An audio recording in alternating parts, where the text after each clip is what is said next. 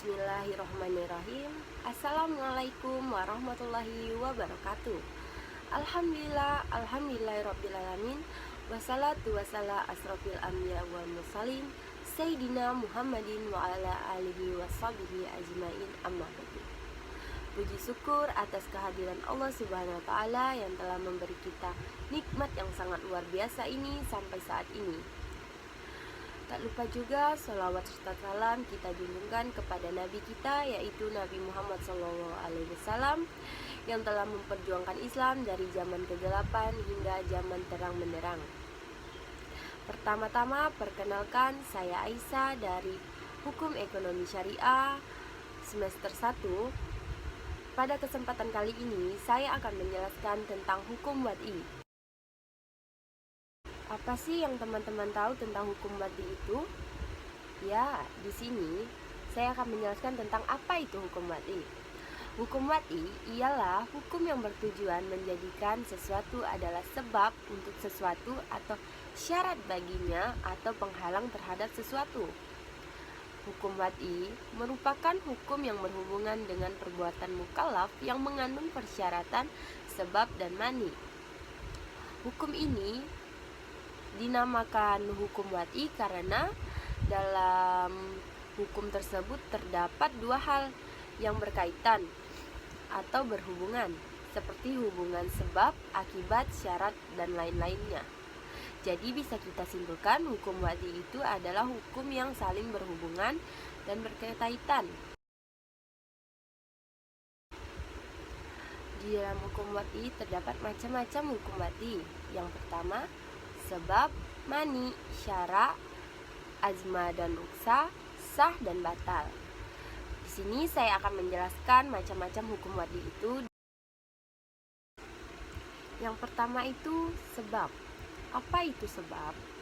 Sebab yaitu sesuatu yang dijadikan pokok pangkal bagi adanya musabab atau hukum.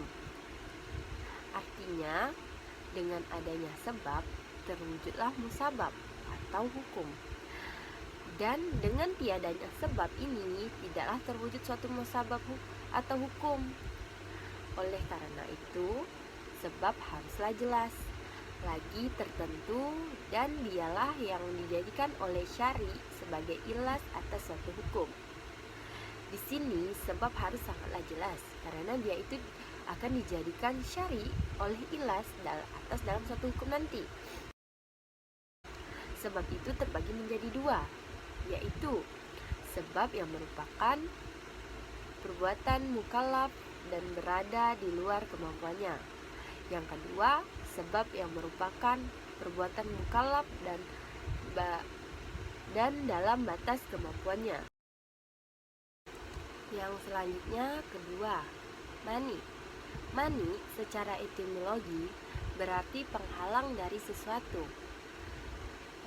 Menurut istilah, Abdul Karim Zaidan mendefinisikan mani sebagai sesuatu yang ditetapkan syariat sebagai penghalang bagi adanya hukum atau penghalang bagi berfungsinya suatu sebab.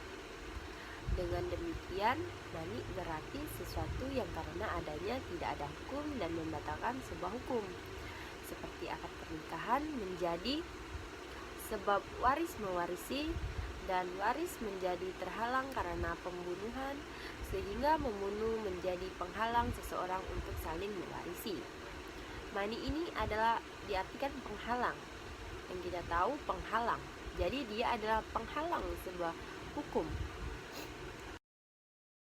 Mani terbagi menjadi dua, yaitu mani terhadap hukum atau mani al-hukum.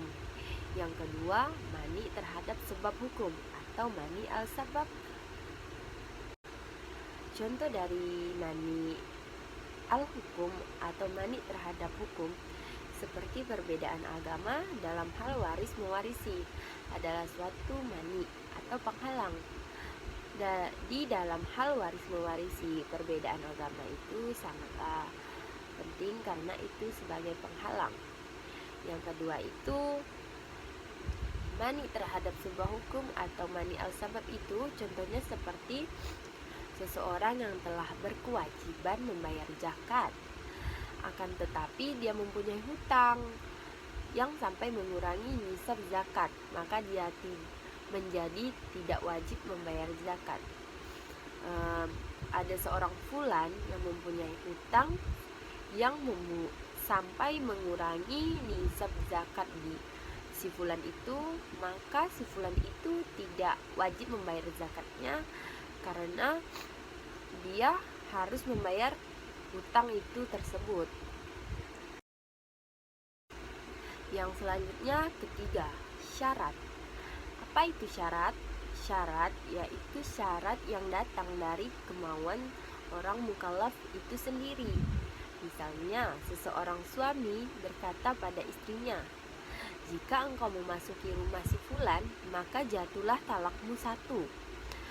Dan seperti pernyataan seseorang bahwa ia baru bersedia menjamin membayar hutang si fulan dengan syarat si fulan itu tidak mampu membayar hutangnya. Syarat terbagi menjadi 2, yaitu syarat al-mu'allaq dan syarat al-mutaqarin bil al-qadi atau syarat muqayyad. Syarat al-mu'allaq yaitu syarat yang sah, tidak adanya suatu akad tergantung pada syarat tersebut. Artinya, seseorang mukallaf telah menetapkan syarat dalam suatu akad. Seperti seseorang mukallaf tidak memerlukan akad lagi, tapi dia menentukan syarat, maka itu disebut syarat al-mu'allaq. Yang kedua itu syarat al-muqarin bil aqdi atau syarat muqayyad, yaitu syarat yang menyertai sebuah akad. Seperti seseorang yang menjual rumah dengan syarat tinggal 1 tahun. Dia harus melakukan akad dan melakukan syarat juga. Yang selanjutnya adalah azimah dan rukhsah. Azimah itu adalah ketentuan dasar. Azimah itu ialah keharusan yang sifatnya umum, mutlak, tidak dibatasi waktu dan tempat atau sesuatu hal. Misalnya, kewajiban 5 waktu dalam keadaan apapun, dimanapun dan kapanpun harus ditunaikan apa adanya. Sholat 5 waktu itu kan waktunya ada jaraknya gitu. Jadi dalam keadaan apapun, dimanapun dan kapanpun harus ditunaikan apa adanya. Seperti misalnya kalau sakit, sholat sambil duduk. Kalau tidak bisa berdiri, bisa sholat sambil duduk. Kalau tidak bisa duduk, bisa sholat sambil baring. Kalau tidak bisa sholat sambil baring, masih bisa banyak yang kita lakukan. Rukhsah atau keringanan, yakni karena ada sesuatunya ketentuan azimah, itu diringankan. Misalnya, karena hujan lebat, maka orang itu tidak wajib sholat Jumat. Seperti hukum awalnya, karena perginya seseorang mendapat keringanan dapat mengqashar atau menjamak sholatnya. Jadi, rukhsah itu keringanan dalam suatu hukum. Seperti kalau ada si fulan yang ingin sholat Jumat, tapi keadaan di luar rumahnya hujan lebat yang tidak memungkinkan dia untuk turun ke masjid sholat Jumat, berjamaah untuk sholat Jumat. Jadi, dia mendapatkan rukhsah atau keringanan. Seperti itu. Yang terakhir adalah sah dan batal.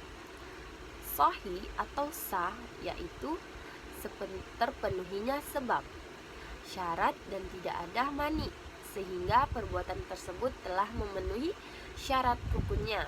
Misalnya yang dihukumi sahih atau sah apabila memenuhi syarat dan rukunnya.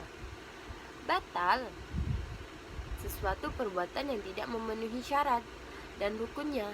Misal sholat tidak membaca Al-Fatihah, maka batal.